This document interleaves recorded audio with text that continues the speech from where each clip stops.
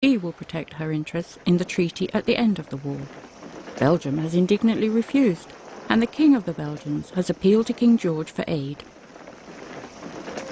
There was a huge tide of sympathy for the Belgians in Britain, and a mass of people who said, for God's sake, are we going to stand by and not do the decent thing? On August the 4th, the German army marched into Belgium. At last I have got my orders. Dear mother, please try to keep constantly before your mind what I have realized. If at this time we think of ourselves and of those that belong to us, we shall be petty and weak. We must have a broad outlook and think of our nation, our fatherland, of God. At midnight on August the 4th, Britain declared war on Germany. By now, all the great nations of Europe had been sucked into the conflict. But the established view was that it would all be over by Christmas.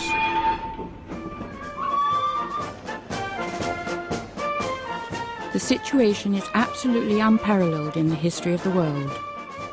It is estimated that when the war begins, 14 millions of men will be engaged in the conflict.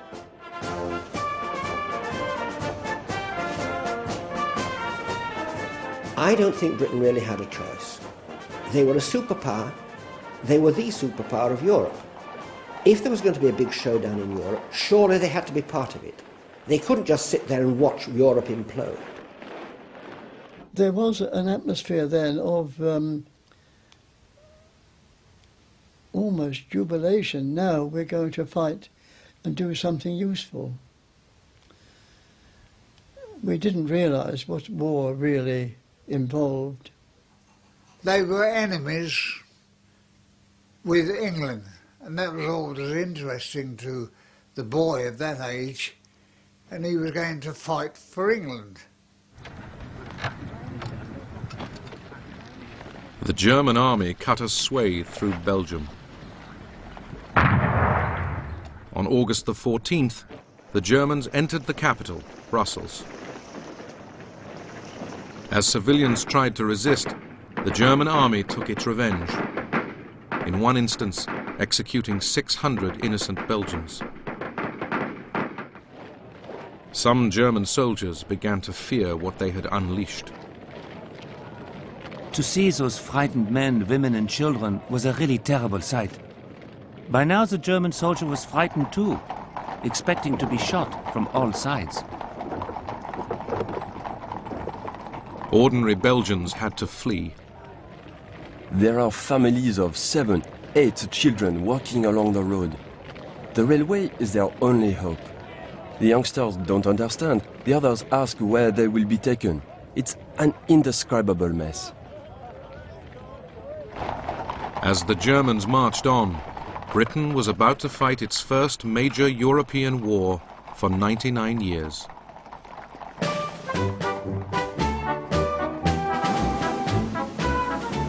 For over 100 years, ever since the Battle of Trafalgar, Britain's navy had dominated the sea. In July 1914, it lined up at Spithead off the Isle of Wight for review by King George V.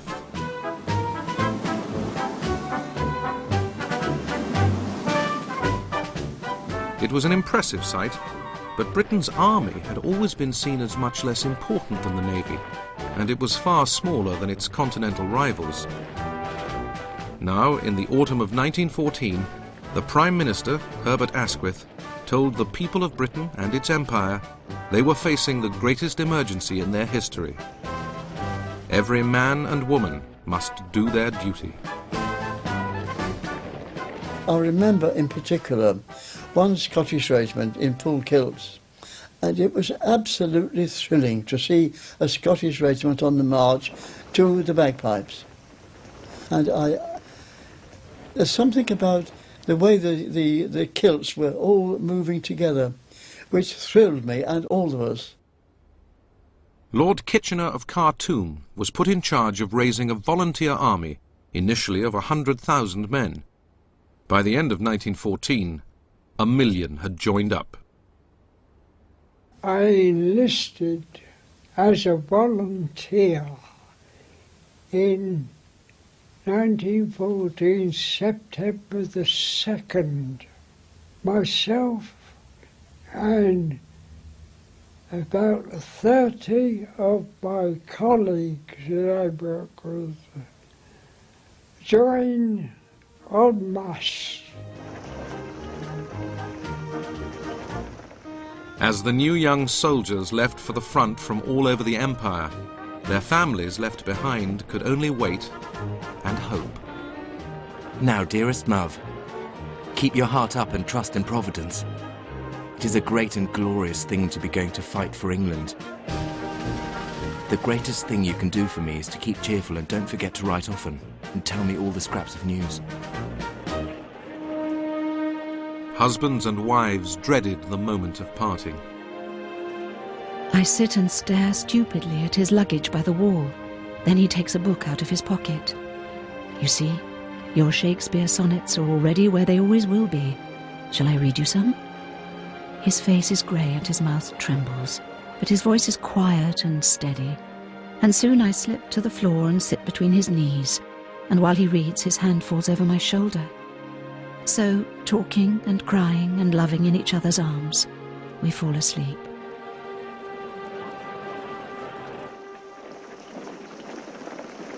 The British Expeditionary Force was sent to Belgium to block the advancing German army. On the 23rd of August, it literally collided with the Germans at the town of Mons. Their first day of action astonished them.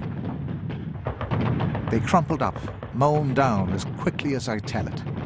Their reinforcing waves coming on bravely and steadily to fall over as they reached the front line of slain and wounded.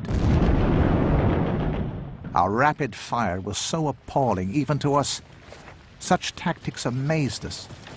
And after the first shock of seeing men slowly and helplessly falling down as they were hit, gave us a great sense of power and of pleasure. It was all so easy.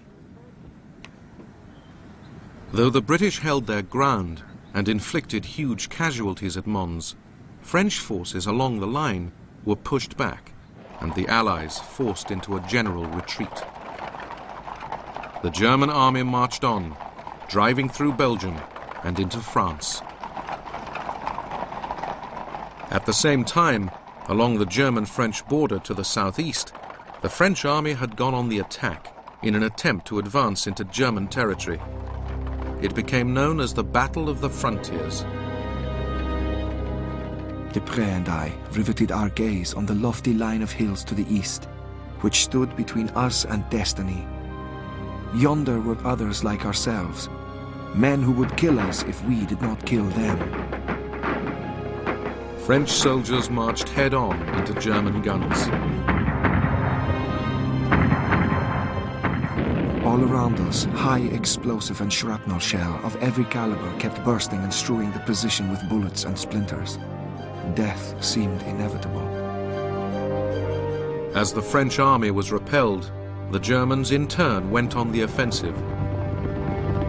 The Battle of the Frontiers turned into a French disaster. The French lost something like 200,000 men in the first month of the war alone.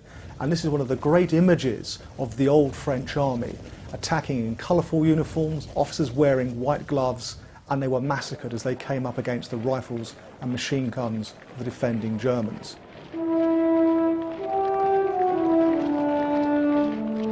As thousands of French were led into captivity, German soldiers swiftly advanced deeper and deeper into France. Paris was in their sights.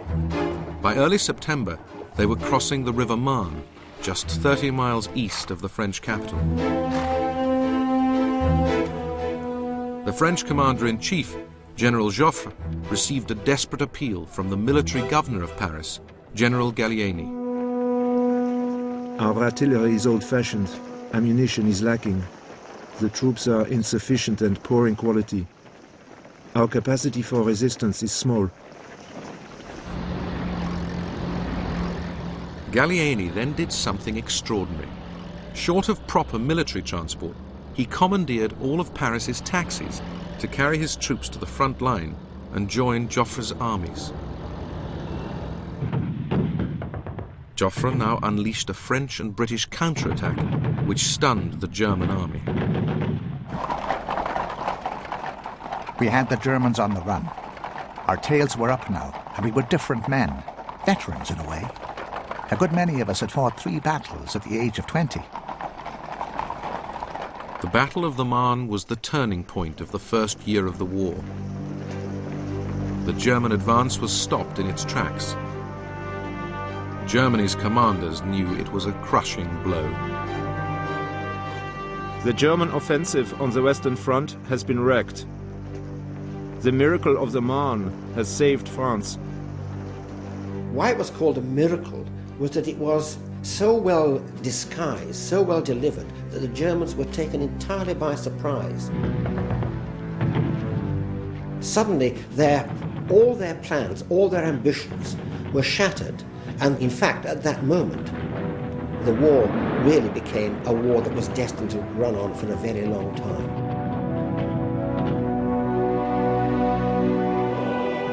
At the same time, on the Eastern Front, on the other side of Germany, these first weeks of the war had seen fast-moving waves of attack and counterattack involving Germany, its ally Austria, and their opponent, Russia. It had begun with the Austrian invasion of Serbia, which had triggered the outbreak of war in the first place.